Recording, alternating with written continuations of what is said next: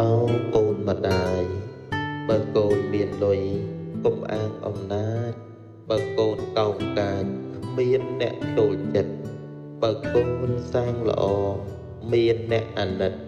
បើកូនល្អពិតកុំខ្លាចនិន្ទាបើកូនខំរៀននឹងមានចំណេះបើកូនមិនហេះមិនរត់ជាគ្នា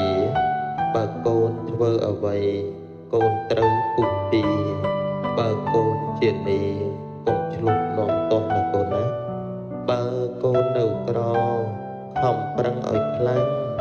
បើកូនតតាំងតដោយចិត្តស្មោះបើកូនស្រឡាញ់កូនកុំឲ្យគេអស់បើកូនច្បាស់លាស់សូមកូនកុំភ័យ